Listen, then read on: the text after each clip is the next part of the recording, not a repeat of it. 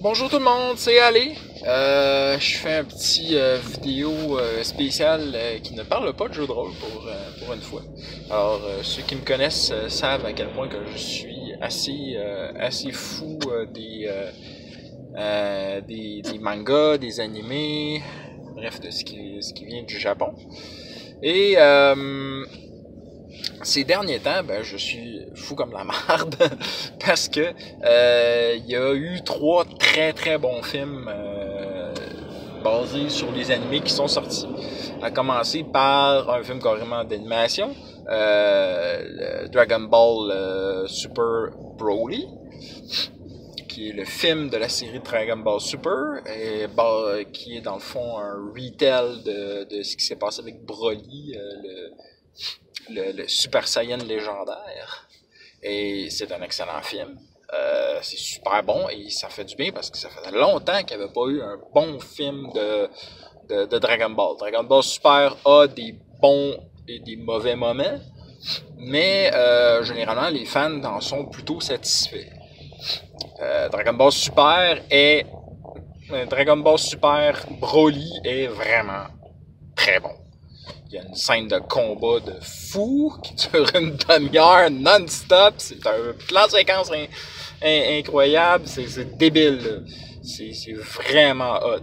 Fait que donc, il y a ça. En plus, en France, il y a eu le film Nicky Larson et le parfum de Cupidon, basé sur le manga et la série télévisée City Hunter, mais surtout la version française qui s'appelait Nicky Larson. Et selon l'avis de beaucoup d'otaku français, genre rien qu'à voir les images, je salive en voulant voir ce fichu film, ça a l'air awesome. Je suis extrêmement jaloux des Français qui peuvent aller le voir. J'espère vraiment que ça va être diffusé ici d'une manière ou d'une autre. Je veux voir ça. Je veux vraiment voir ça. Alors, c'est ça. Donc, et la troisième chose qui est sortie tout récemment, c'est Battle Angel Alita. Oh wow! Quel bon film, quel beau film! C'est vraiment hot, là. Je suis dedans, c'est fou, c'est vraiment bon. Awesome! Et ceux qui me connaissent bien savent aussi que je suis quelqu'un, non seulement un amateur d'anime japonais, mais aussi j'aime beaucoup faire des parallèles entre le Japon puis nos pays d'Amérique. Et le meilleur de ces parallèles-là est souvent au niveau de certains films ou de certaines reprises. Il y a beaucoup de monde qui ont craché sur le Ghost in the Shell. Moi, je l'ai adoré. Je l'ai adoré tout simplement parce que moi, je l'ai vu pour ce qu'il était vraiment. C'est-à-dire l'introduction de Ghost in the Shell Standalone Complex, la série TV. Et moi, je trouve ça absolument excellent. C'était super bon. Et je sais pas pourquoi le monde en chiale dessus. Vraiment, je sais pas. Peut-être parce que c'était une version un peu trop édulcorée. Le monde qui l'a regardé voulait seulement voir la version originale. Moi, je pense qu'il y a peut-être plus une question de genre, le monde n'a pas vu ça. Tu sais, je veux dire, pourquoi est-ce que le monde a trippé sur comment ça s'appelle donc comment ça s'appelle le deuxième film de voyons le plus récent film le réalisateur québécois là, enfin bref, j'ai oublié là, mais bref, le monde a trippé sur un film de science-fiction récemment qui avait été fait, que je me souviens plus le nom, c'est le Blackout, non, Blade Runner, voilà, Blade Runner, le nouveau Blade Runner. Le monde a trippé dessus, puis Ghost in the Shell, qui est apparemment dans le même genre d'univers, le monde n'a pas trippé, puis pourtant, ils sont aussi beaux l'un que l'autre. Beau, l'un que l'autre. Bon, ouais, peut-être que le Ghost in the Shell, ça traînait un peu, mais tout était là, tout était vraiment cool. Moi, j'ai vraiment aimé. Probablement que le Blade Runner était mieux écrit, mieux fait, mais en même temps, on s'entend que le gars qui l'a fait, c'est vraiment un putain de pro, là. Tu sais, je peux comprendre, mais au moins de pitcher des briques sur Ghost in the Shell, je trouve que ça le méritait clairement pas. Bref, moi, quand je vais dans les conventions, je suis panéliste et je parle de, justement, ce point de vue du cinéma versus américain versus japonais. Et je sais qu'on a fait énormément de cochonneries en essayant de réécrire ce qui se passait au Japon, mais des fois, on a réussi à faire des belles choses. Tu sais, je pense, même si ça a été très très mal critiqué ou juste totalement ignoré par le peuple, le Speed Racer des Wachowski était épiquement parfait, absolument génial, il n'y avait absolument rien à redire là-dessus. Voyons, qu'est-ce qu'il avait fait d'autre aussi? Il y en a eu beaucoup. Voyons, personne ne le sait, mais Day After Tomorrow, je crois, ou comment ça s'appelle donc?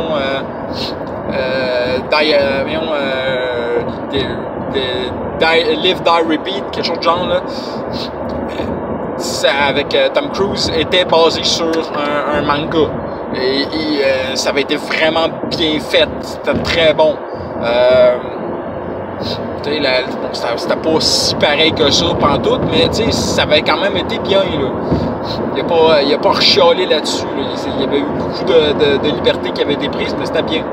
Puis là, c'est ça, le Battle Angel Alita, l'auteur lui-même a été voir 5 fois le film en disant « c'est super bon ». Tu sais, c'est quel genre de critique tu peux donner après ça, là? Je veux dire, tu sais, tu peux juste dire si l'auteur à l'origine dit c'est super, tu sais. Mais en même temps, Ghost in the Shell, même chose. Mamoru Oshii, lui-même, il a dit c'est un excellent film. C'est très bon. C'est la meilleure version de Ghost in the Shell ever. Puis pourtant, les gars. Vraiment, là. Fait que c'est pour ça que moi, je regarde un film pour ce qu'il en est. J'en donne mon avis. Puis quand la passion est là-dedans, ben je l'accepte. Puis quand c'est un navet qui a été fait n'importe comment ça s'appelait donc cette affaire-là, Fist of the North Star. Oh mon Dieu que c'était horrible, mais tu sais, il y avait zéro budget, puis les gars qui faisaient ça, je pense qu'ils avaient même pas lu comme il faut l'œuvre d'origine. Pourtant, scénaristiquement, c'est bien correct, là, c'est bien... Scénaristiquement, ça y ressemble beaucoup. C'est juste que c'est fait pourri, tu sais. Puis il y a du monde qui sont capables de faire de quoi de hot avec un peu de budget, là. Faut juste que tu suives un script qui a à peu près du sens, puis genre que tu fasses jouer tes acteurs de la bonne façon, tu sais. En tout cas, whatever, là, je me prendrais pas comme un cinéaste, là. J'en suis clairement pas un. Même si à un moment donné, j'aimerais bien ça faire un film de Ghostbusters avec la famille Ghostbusters. Puis les Ghostbusters de Québec, bref, même j'aimerais prendre toutes les Ghostbusters total, mais c'est sûr que j'ai des idées de cette histoire, mais bon. Je suis même pas capable d'organiser mes vidéos que je fais pour YouTube. Comment veux-tu que je veux de faire des coupures, de faire des ajustements ou quoi que ce soit? Je suis même pas capable de faire ça. Comment veux-tu que je sois incapable de faire un vrai film? J'ai juste des idées. Fait que...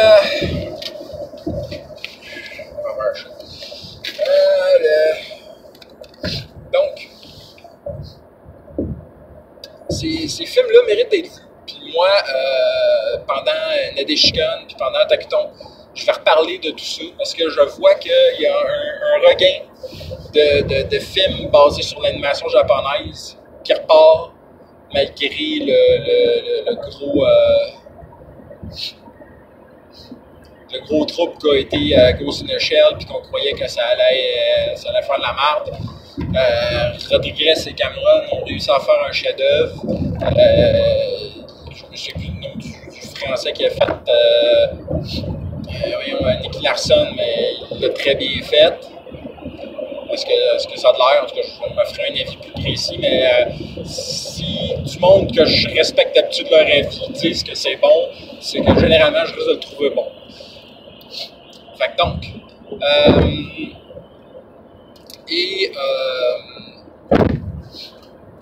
et c'est ça, c'est que je vais... donc, c'était pas mal ça dans ma discussion / rent sur mon cas.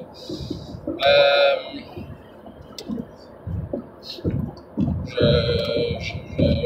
m'y prends peut-être un peu d'avance, parce que pas de temps, mais dans un mois, c'est la Deshikon, convention d'animation japonaise dans la ville de Québec, au Centre des congrès de Québec.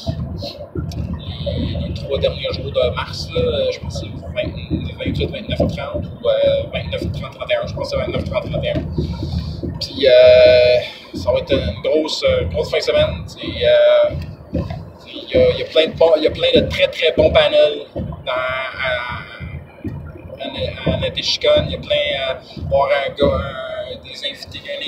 invitée japonaise, puis plein d'activités de fun. Fait que si vous voulez y aller, c'est une très très bonne convention. C'est un membre du staff qui vous le dit. Fait que sinon, ben, il me reste plus qu'à vous dire, vous souhaiter des critiques nombreux et des femmes belles.